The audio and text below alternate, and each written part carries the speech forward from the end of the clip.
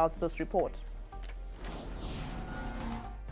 So we've been here at Parirengatwa Hospital from morning in hope that Michelle Amuli's body, popularly known as Moana, would be released for burial.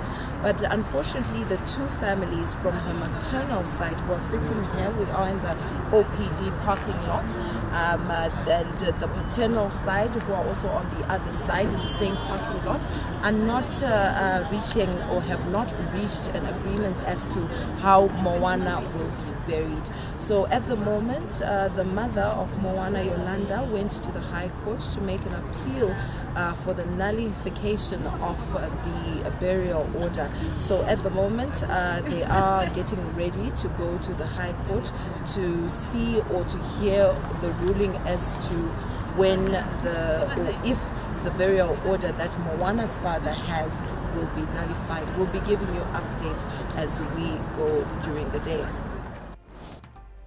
Zimpaper's television network has been awarded a free-to-air television license. ZTN is owned by the Zimbabwe Newspapers Limited. The Broadcasting Authority of Zimbabwe today revealed that ZTN got the license together with 5 other applicants: Jester Media, Rusununguko Media, Acacia Media, Channel Zimbabwe, and Fair Talk Communications. Broadcasting Authority of Zimbabwe Board Chairman Charles Banda speaks. The Broadcasting Authority of Zimbabwe advises that the following 6 applicants have been awarded free-to-air national commercial television broadcasting service licenses. Number 1, Jester Media Private Limited, trading as 3K TV.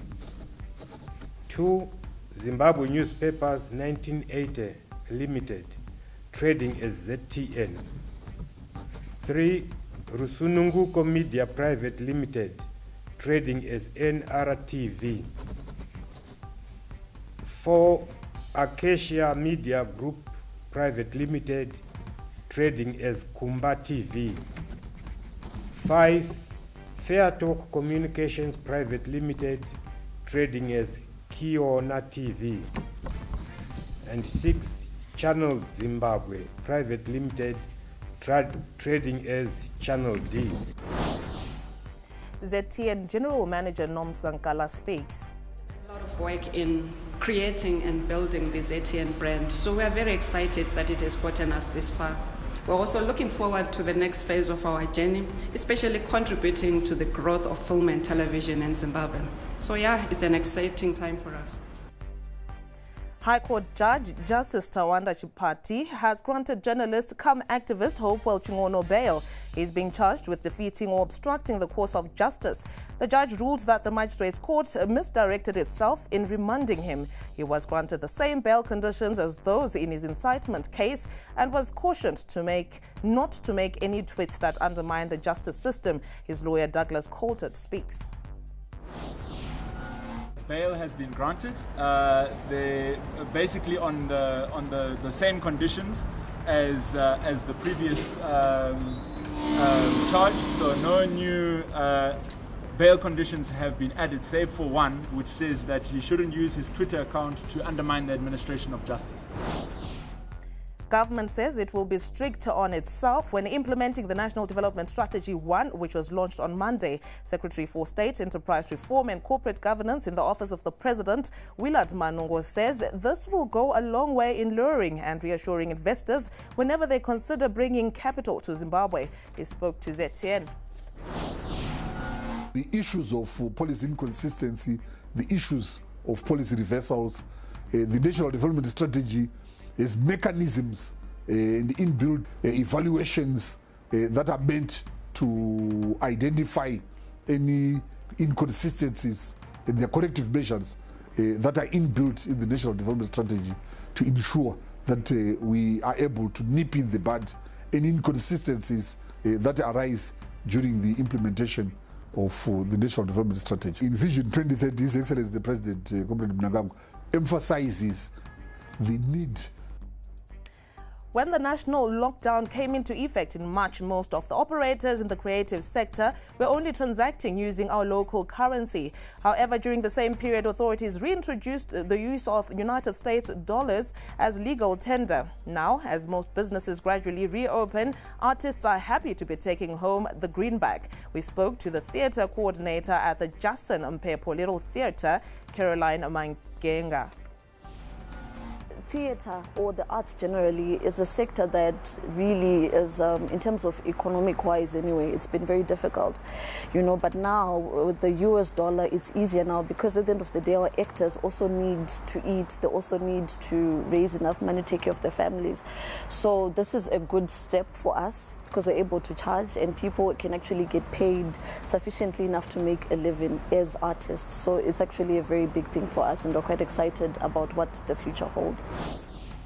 7 people are in custody in Kenya on charges of child trafficking, where babies were stolen from illegal clinics and at a Nairobi public hospital. According to a BBC expose, babies were stolen and sold for as little as $400 United States dollars.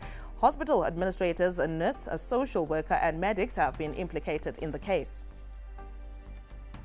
South Australia imposed strict lockdown on Wednesday after 36 new infections emerged, including its first locally acquired cases since April. Officials say a man tested positive and lied about his link to a pizza shop, claiming he only went there to buy pizza, yet he worked shifts at the shop. This misinformation prompted health officials to assume the man had caught the virus during a very brief exposure and that the strain must be highly contagious. Australia has relied on lockdowns, widespread testing and aggressive contact tracing to push daily infections close to zero. Moving on to sports, after a successful National Cricket Premier League won by Takashinga, Zimbabwe cricket is eyeing an improved tournament next season. ZTN reporter Brian Jawi spoke to ZC Acting Managing Director Givmo Makoni. Bigger and better. We want club cricket to grow. We want to make sure that we spread this game of cricket and give the clubs the opportunity to express themselves. Our main objective is to be the number one sport in the country, and without a strong club structure you can't achieve that. You see what is happening in the PSL in terms of club soccer, club football. There's Dynamos, there's Caps. We want to build something along those lines, but bigger and better. It's going to be played on a home and away basis. There's going to be qualifiers for the T20, the top 6 or the top 8 teams who go into the T20 competition. Manchester City are determined to sign Barcelona star Lionel Messi. This is after Pep Guardiola agreed a new contract, something that could help lure the Argentina forward. Tiger Woods will team up with his 11-year-old son Charlie in next month's PNC Championship at the Ritz-Carlton Golf Club in Orlando. The tournament will have PGA Tour and LPGA major winners joined by family members. Tiger has often been spotted as Woods Jr.'s caddy, a young talent that won back-to-back Florida Junior Golf tournaments last summer. And that's all we had for you on ZTN News Blitz. Thank you for watching.